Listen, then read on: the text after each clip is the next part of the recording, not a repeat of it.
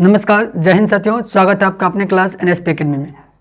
साथियों, आज से हम बिहार एसएससी के मैथ के प्रैक्टिस को स्टार्ट कर रहे हैं, जिसका आज फर्स्ट क्लास है। और यदि आप हमारे चैनल पर नए हैं तो चैनल को सब्सक्राइब कर ले, बेल आइकन को दबा दे और आज का क्लास कैसा लगेगा ये कमेंट कर जरूर बताएं। तो चलिए क्लास स्टार्ट करते हैं आज का। तो आइए देखते हैं कि पहला प्रश्न हमसे क्या किया गया है। तो यहाँ पर देखिए कि क्या है कि 4 अंकों की सबसे बड़ी संख्या और 5 अंकों की सबसे छोटी संख्या के अंतर में क्या जोड़ा जाए कि योगफल 100 हो जाए। तो 4 अंकों की सबसे बड़ी संख्या और 5 अंकों की सबसे छोटी संख्या। तो 4 अंकों की सबसे बड़ी संख्या आप क्या लिख सकते हैं? तो 4 को 9 लिख सकते हैं, यही ना। 4 अंकों की सबसे बड़ी संख्या तो 4 को 9 होगा, यही ना। 4 अंकों की बड़ी संख्या, 4 अंकों की बड़ी संख्या क्या होगी? तो 4 को 9 बड़ी संख्या कितना? तो 4 को 9 हो जाएगा। ठीक, फिर क्या कहता है? तो 5 अंकों की सबसे छोटी संख्या। तो 5 अंकों की सबसे छोटी संख्या क्या होगी? 5 अंकों की सबसे छोटी संख्या, 5 अंकों की सबसे छोटी संख्या क्या हो जाएगी? तो 10,000, यही ना। 10,000, 1 2 3 4 5, 10,000 हो जाएगा। तो अब क्या कहता है, आगे पढ़िए कि अंतर में अंतर, पहले तो हमें इसका अंतर निकालना पड़ेगा। तो अंतर 10,000 और 999 के बीच कितना का अंतर है? 10,000 और 999 के बीच अंतर कितना है? तो अंतर अगर हम निकालते हैं तो क्या करेंगे? 10,000 में से 999 को हम 9,999 को हम माइनस कर देंगे। तो यहाँ से क्या आ जाएगा हमें अंतर? तो 1 आ जाएगा। क्या आ जाएगा? अंतर 1 आ जाएगा। अब कहता है कि अंतर में क्या जोड़ा जाए कि योगफल 100 हो जाए। अब आप ही बताएं कि 1 में ऐसा क्या जोड़ेंगे जो योगफल क्या हो जाएगा? 100 हो जाएगा। तो अगर हम 1 में 99 जोड़ देते हैं तो हमारा योगफल क्या हो जाएगा? 100 हो जाएगा। हो जाएगा ना जी। तो यहाँ से हमें आंसर क्या मिलेगा? तो 99। क्या मिलेगा? 99, क्योंकि 1 में 99 जोड़ने से 100 होगा। तो जो कि कहाँ है? सी नंबर ऑप्शन में। तो इसका राइट आंसर क्या हो जाएगा? C number option. ठीक, आइए प्रश्न 2 को यहाँ पढ़िए। तो क्या है कि 2 संख्याएं 19:17 के अनुपात में है, उनका मौसो 11 दिया हुआ है, संख्याएं ज्ञात करें। मौसो दिया हुआ है और अनुपात में यहाँ पर संख्या दिया हुआ है। तो यहाँ से कहता है संख्या ज्ञात करने के लिए अगर मौसो दिया रहे आपको और क्या कहे संख्या अनुपात में दिया रहे और संख्या ज्ञात करने के लिए कहे, तो आप ज़्यादा यहाँ पर ना सोचे, सीधे जो मौसो है उससे इस अनुपातिक संख्या को गुना कर दे, आपका संख्या निकल जाएगा। यानी 19 को आप 11 से गुना कर दें, 19 को आप 11 से गुना कर देंगे तो आपको क्या आ जाएगा? तो 19 गुने में 19 करने के बाद 19 को 11 से 19 0 2, यानी कितना आ जाएगा? तो 209। ठीक, फिर क्या था? 17। तो 17 को आप 11 से गुना कर देंगे तो यहाँ से क्या आ जाएगा? तो 17 और 17 कितना हो जाएगा? 7 8 1, यानी 187। यही संख्या होगी। यही क्या होगी? संख्या 209 और 187। संख्या क्या हुआ? तो 209 और 187। तो यहाँ से ऑप्शन नंबर बी इसका राइट आंसर हो जाएगा। अब ये हुआ कैसे? तो आप बताएं। अगर संख्या 19 और 17 को हम x अनुपातिक मान लेते हैं तो एक संख्या में 19 निकल कर आएगा, फर्स्ट संख्या में क्या निकल कर आएगा? तो 19, और क्या निकल कर आएगा? सेकेंड संख्या। तो सेकेंड संख्या क्या होगा? तो 17x। यही 19x और 17x। अब आप इसका मौसो लिखें। इसका मौसो आप क्या लिख सकते हैं? मौसो इसका क्या आएगा? तो मौसो आएगा क्या? तो x आएगा यहाँ से मौसो, यही ना। क्यों? क्योंकि 19 को गुणनखंड के 19x को गुणनखंड के रूप में तोड़ेंगे तो 19 गुने x, 17 को अगर गुणनखंड के रूप में 17 गुने x, यही लिख सकते हैं। मौसो क्या होता है जी? मौसो वही होता है जो दोनों में कॉमन हो गुणनखंड में। तो मौसो यहाँ से क्या होगा? तो x। तो इस दोनों का मौसो क्या हुआ? x, जो कितना दिया हुआ है? 11, यानी x बराबर दिया है आपको 11। अब बताइए संख्या को हमें निकालना है तो फर्स्ट में 11 से गुना कर देंगे, क्योंकि x का मान कितना आ रहा है? 11। तो 11 से गुना करेंगे, वही तो हम किए, 11 से गुना। 17 में x है तो यहाँ 17 में 11 से गुना कर दिए, 11 से गुना करने के बाद कितना आया? तो 187। बस इतना प्रोसेस करने की कोई जरूरत नहीं, बस मौसो दिया रहे और संख्या अनुपात में दिया रहे। अब मौसो से संख्या अनुपातिक संख्या में गुना कर देंगे, आपका संख्या निकल जाएगा। तो यहाँ से आंसर आपका B number option right answer हो जाएगा। ठीक है, तो आइए अगले प्रश्न को आप देखते हैं। तो आइए अब क्वेश्चन नंबर 3 को पढ़िए। तो क्या दिया हुआ है कि 3 लगातार सम संख्याओं का योगफल 210 है, तो उनमें सबसे बड़ी और सबसे छोटी संख्या का अंतर क्या होगा? 3 लगातार सम संख्या का योगफल दे रखा है, संख्या पता नहीं है, और उसमें क्या कह रहा है कि योगफल दे के हमसे अंतर पूछा गया है। तो आप बताएं कि इसको कितना तरीके से निकाल सकते हैं और कितना जल्दी निकाल सकते हैं। तो आप तो चाहें तो एक यहाँ पर कि कोई भी तीन संख्या ले ले, सम संख्या, कोई भी तीन सम संख्या ले ले और उसमें अंतर आप तुरंत स्पष्ट कर पाएंगे कि क्या होगा। मान लीजिए हम सबसे छोटी सम संख्या 2, उससे अगली 4 और उससे अगली 6, ये तीन सम संख्या हुआ। अब यहाँ पर देखिए कि सबसे छोटी और सबसे बड़ी के बीच कितना का अंतर है, 2 और 6 के बीच कितना का अंतर है, तो यहाँ से अंतर कितना निकल रहा है, 4।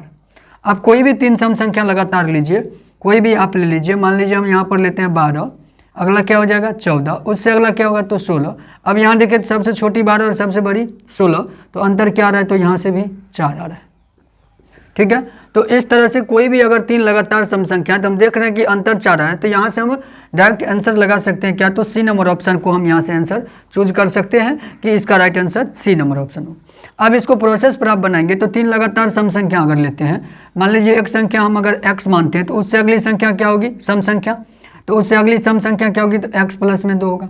फिर इससे अगली सम संख्या क्या होगी, तो x प्लस में 2 और फिर प्लस में 2, यानी x प्लस 2 और x प्लस में 4। अब इसका योगफल दिया हुआ है x प्लस 2 और x प्लस 4 का योगफल कितना है, तो 210 दिया हुआ है।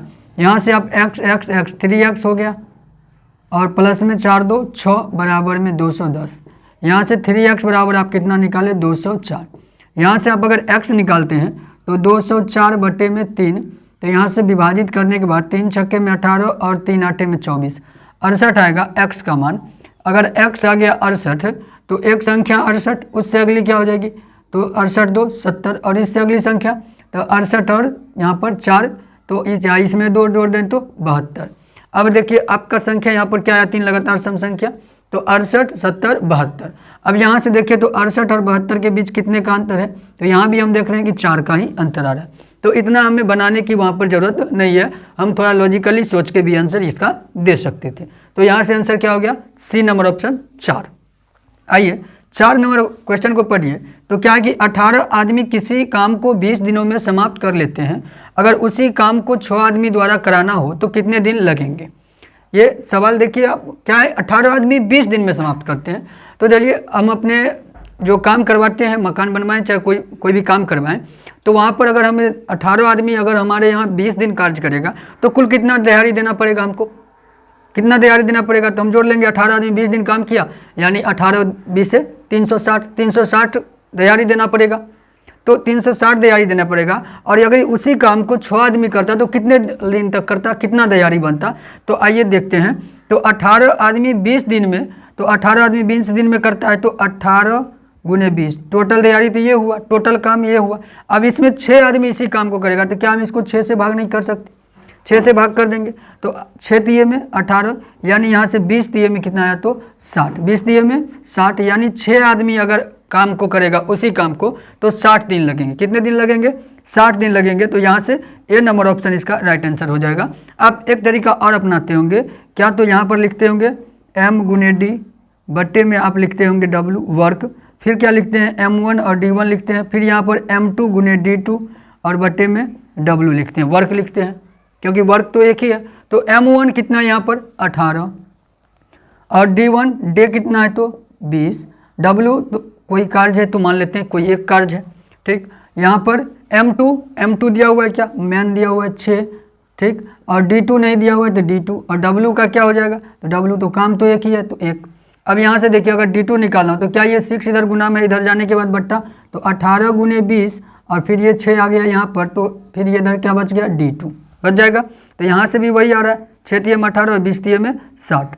तो आप इस तरीके से भी बना सकते हैं, इस तरीके से भी m1 d1 करके, और यहाँ से डायरेक्ट भी आप सोचकर बना सकते हैं कि 18 आदमी 20 दिन में काम किया तो 360 हुआ, 360 दिन का काम हुआ, और उसी को अगर 6 आदमी करता तो 6 आदमी करने के लिए तो कितना दिन लगेगा, तो 360 दिन का काम हुआ, और 360 दिन में 6 आदमी करेगा तो कितना दिन लगेगा कि 360 पूर जाए, तो 60 छक्के 360 हो जाएगा। तो इस तरीके से भी आप बना सकते हैं।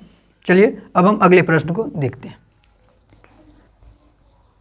आइए अब क्वेश्चन नंबर 5 को पढ़िए। क्या दिया हुआ है, नवनीत और नमिता की वर्तमान उम्र में 24 वर्ष का अंतर है और उनके उम्र का अनुपात क्या है, तो 5:7 है। उनकी वर्तमान उम्र का योग क्या होगा। अनुपात में उम्र दिया हुआ है और उनका अंतर दिया हुआ है कितना, तो 24। यहाँ से देखिए तो अनुपात 5:7 का दिया हुआ है। अगर हम यहाँ से नवनीत का उम्र निकालते हैं, नवनीत का, अनुपात में तो क्या हो जाएगा 5x। नमिता का कितना हो जाएगा, नमिता का तो यहाँ से हो जाएगा कितना, तो 7x। दिया क्या हुआ है, तो दोनों के बीच अंतर कितना है, तो 24 का, यानी 7x में से 5x का अगर हम अंतर निकालें तो यहाँ से क्या आ जाएगा अंतर 2x, जो कितना दिया हुआ है तो 24। यहाँ से x का मान क्या आ जाएगा, तो 24/2, यानी कि कितना, तो 12। x बराबर क्या आ गया, तो 12, x बराबर 12 आ गया। अब क्या कह रहा है कि उनकी उम्र का योग क्या होगा, तो उनके उम्र का योग 5:7 के अनुपात में है, तो इसका अगर योग करेंगे 5 और 7 का योग करेंगे, 5x और 7x का योग तो कितना होगा 12x होगा। और x का मान हम निकाल कितना चुके हैं, तो 12, x का मान कितना निकाले हैं, तो 12। तो यहाँ से 12 और x का गुना कर देंगे यहाँ से 12 से, तो 12 12 144, तो यहाँ से क्या हो गया, तो 144, योग कितना हो जाएगा 144, उसका योग हो जाएगा। तो यहाँ से क्या हो जाएगा right answer, B number option इसका राइट आंसर हो जाएगा। समझ पाएंगे, नवनीत का 5x हो गया, नमिता का 7x हो गया, और यहाँ पर अंतर दिया था 24, तो 2x, यहाँ अंतर निकालें तो 2x 24, x निकालें तो 12, और योग क्या रहा था, तो 7x और 5x को जोड़ देंगे तो 12x होगा, और x का मान रख दिए तो 12 12 144, तो योग फल आ गया कितना 144। ठीक, तो 144 वर्ष। यहाँ से 6 नंबर क्वेश्चन को आप पढ़िए। क्या है कि कोई दुकानदार अंकित मूल्य पर 25% बट्टा देने के बाद घटे हुए मूल्य पर पुनः 20% बट्टा देकर बेचता है। यदि उसने वस्तु को 6,000 रुपये में बेचा हो तो उस वस्तु का अंकित मूल्य कितना रहा होगा। देखिए इस तरह से सवाल दिया हुआ है, और इस सवाल को पूछने का एक तरीका और रहता है कि आपको कह देगा कि किसी वस्तु, किसी अंकित मूल्य या किसी वस्तु पर कर्मिक बट्टा दिया जा रहा है। तो यहाँ पर देखिए कर्मिक बट्टा ही है, एक बार 25% की बट्टा दिया जा रहा है, और फिर 25% बट्टा देने के बाद फिर 20% का और बट्टा दिया जा रहा है, छूट दिया जा रहा है, तो फिर और उसके बाद 6,000 रुपये में बेचा जा रहा है। तो आप सबसे पहले कर्मिक बट्टा निकाल लें कि टोटल छूट उसको कितना मिला है, टोटल बट्टा उसको कितना मिला है, कितना बट्टा दुकानदार ने दिया है। तो यहाँ से जैसे पहला बट्टा है 25, कर्मिक बट्टा कैसे निकालते हैं, तो देखिए क्या करते हैं, पहले बट्टा जो दिया वो, फिर जो दूसरा बट्टा दिया वो, तो टोटल हो गया, और फिर क्या करेंगे कि इसके चिन्ह के साथ गुना करके यहाँ पर आप एक लिखेंगे, यहाँ प्लस है, प्लस ये भी है, प्लस ये भी है, तो प्लस प्लस प्लस, और फिर क्या हो गया यहाँ पर तो 20, सॉरी प्लस नहीं, यहाँ पर तो माइनस है ना, तो बट्टा दे रहा है तो कितना हो गया -25 कर रहा है, -25, और फिर क्या कर रहा है तो -20 कर रहा है। अब क्या करेंगे यहाँ से, तो आप इस दोनों चिन्ह को गुना करें तो माइनस माइनस क्या होता है प्लस, तो प्लस लिखे, फिर क्या दोनों को गुना कर ले, यानी 25 और गुने में 20 बटे में 100। ठीक, ये हो गया। तो ये यहाँ से क्या निकलेगा, हमें कर्मिक बट्टा निकलेगा कि टोटल बट्टा निकल जाएगा कि हमने कितना वस्तु पर बट्टा दिया है, छूट दिया है। अगर लगातार बट्टा रहे तो आप ऐसे निकालें, 2 लगातार 3 लगातार रहे तो। अब यहाँ से क्या होगा 25 माइनस में और 20 माइनस में, तो क्या हो जाएगा माइनस में 45 प्लस, यहाँ से अगर हम काटते हैं तो 25 चौके में 100 और 4 5 में 20, यहाँ हो गया 5 प्लस में, तो यहाँ क्या हो गया -45 और प्लस में 5, तो माइनस में 40। 40% का टोटल छूट दुकानदार ने दिया है। तो लिया कितना, वो लिया कितना, तो वस्तु का 60% लिया, अंकित मूल्य जो था उसका 60% दुकानदार को मिला, तो 60% जो मिला वही तो है 6,000। 60% जो मिला है वही क्या है 6,000 है। तो जहाँ अगर 60% बराबर 6,000 है, 60% बराबर 6,000 है, तो 1% क्या हो जाएगा, तो 6,000 बटे में 60, और यहीं से हमें कोई भी चीज़ अपने आप में 100% होती है, तो हमें 100% निकालना है, तो क्या निकाल लेंगे यहाँ से 100% निकाल लेंगे। तो यहाँ से क्या हो जाएगा 6,000 बटे में 60 और गुने में 100, यही होगा। तो यहाँ से आप देखें तो 6 से 6 यहाँ पर हट जाएगा, यहाँ से 0 से 0 खत्म, तो क्या बच गया 1 2 3 4, यानी कि 1 2 3 4, ये कितना आया तो 10,000। तो टोटल दाम वहाँ पर अंकित मूल्य कितना रहा होगा 10,000 रहा होगा वस्तु का। तो यहाँ से क्या हो जाएगा 10,000, इसका आंसर सी नंबर ऑप्शन इसका राइट आंसर हो जाएगा।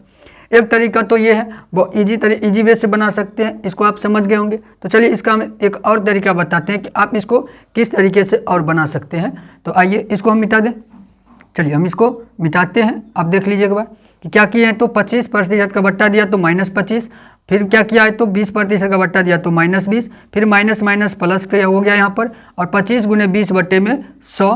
तो यहाँ से काटे 25 चौके 100, तो 4 से 4 5 6 20, 5 -45 + 5 -40%। 40% का बट्टा दिया तो लिया वो 60%। 60% जो कि 6000 के बराबर है। 1% 6000/60, इसलिए 100% निकालना हो तो 6000/60 × 100, और यहाँ से निकल गया कितना, तो 10,000। तो इसका मूल्य हो गया, अंकित मूल्य 10,000 रुपया। अब आप इसको XY पर अगर मान के बनाते हैं, XY पर मान के बनाते हैं तो आप कैसे बनाएंगे? वस्तु का अंकित मूल्य x हो गया, 25% का बट्टा दिया तो लिया कितना, 75%। ठीक, 75% लिया। फिर क्या किया, 20% का बट्टा दिया तो फिर लिया कितना, 80%, जो कितना बराबर है, तो 6000 के बराबर है। 6000 के बराबर है। अब यहाँ से आप इसका सॉल्यूशन करें तो 20 चौके में 80, 20 पाँचे में 100, 25 तियम 75, 25 चौके में 100, यही होगा। तो यहाँ से 4 4 खत्म। ठीक, अब यहाँ से x बराबर क्या आ जाएगा, तो 6000 गुने में 5 और बट्टे में 3, ये 3 आ जाएगा बट्टे में, तो 3 से 3 दूनी में 6, यहाँ से आया 2000, और 2000 को 5 से आप गुना करेंगे तो क्या आएगा, 10,000। तो ऐसे भी आप इसको बना सकते हैं। तो दो तरीका यहाँ से समझ में आ गया। चलिए अब हम अगले प्रश्न को देखते हैं। तो आइए अब क्वेश्चन नंबर 7 को देखिए। क्या है, किसी सिनेमा घर में एक आदमी अपने बच्चों के साथ फिल्म देखने जाता है, जिसमें बच्चों के टिकट का मूल्य वयस्कों के टिकट के मूल्य का 1/4 है। यदि 3 वयस्क और 3 बच्चों के टिकट का मूल्य 600 रुपया हो तो एक वयस्क के एक टिकट का मूल्य क्या है?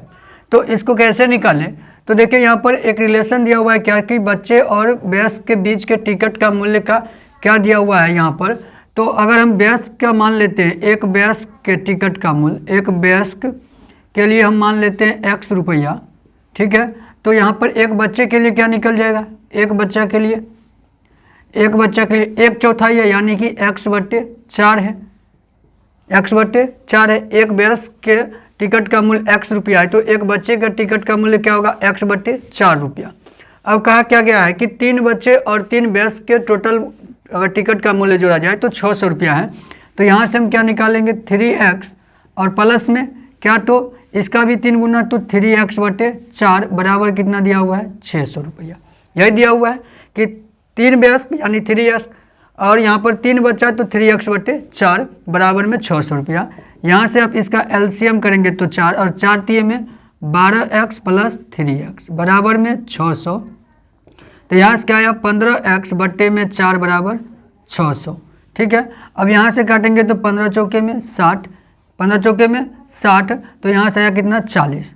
तो x बराबर क्या निकल जाएगा, तो 40, और ये जाके उधर गुना होगा 4, तो क्या हो जाएगा 160।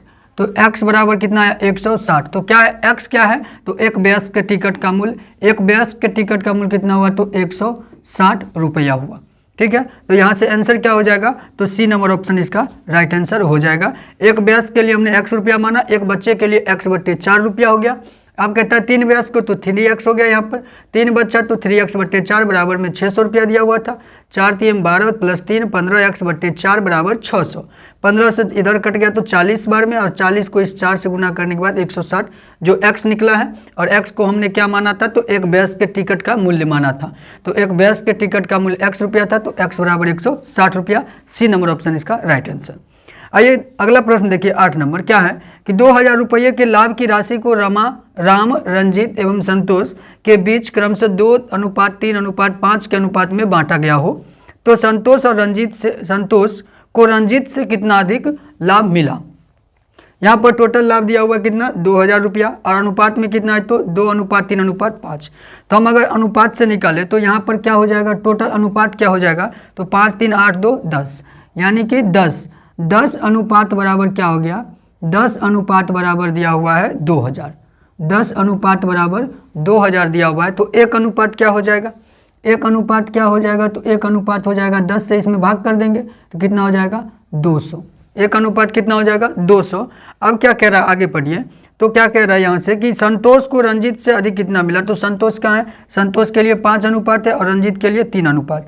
तो 5 अनुपात 3 अनुपात से कितना अधिक है, 2 अधिक है। तो हम 2 अनुपात यहाँ से निकाल लेंगे, 1 अनुपात 200, तो 2 अनुपात कितना, तो 1 दूनी में 2 और 2 दूनी में 4, कितना हो गया, 400। यानी कि यहाँ से निकल गया हमें क्या कि संतोष को रंजीत से कितना अधिक मिला होगा, तो 400 रुपया अधिक लाभ प्राप्त हुआ होगा। तो यहाँ से आंसर क्या हो जाएगा, डी नंबर ऑप्शन इसका राइट आंसर हो जाएगा। समझ पाए होंगे। मैंने यहाँ पर क्या किया कि टोटल दिया हुआ था 2000, तो हमने अनुपातिक टोटल कर लिया यहाँ से 5 3 8 2 10, तो अनुपात में 10 जो है वो 2000 के बराबर है। तो हम यहाँ से एक अनुपात निकालें तो 200 हो गया 10 से भाग करने के बाद। अब यहाँ क्या कहता है कि संतोष और रंजीत के बीच अनुपात, तो 3 संतोष को रंजीत से कितना अधिक मिला, तो संतोष 5 है और रंजीत क्या है 3, तो 5 कितना अधिक है 3 से, तो 2, तो 2 अनुपात क्या हो गया 400। तो बस यही हो गया डी नंबर ऑप्शन इसका राइट आंसर। समझ गए। तो चलिए अब हम अगले प्रश्न को देखते हैं।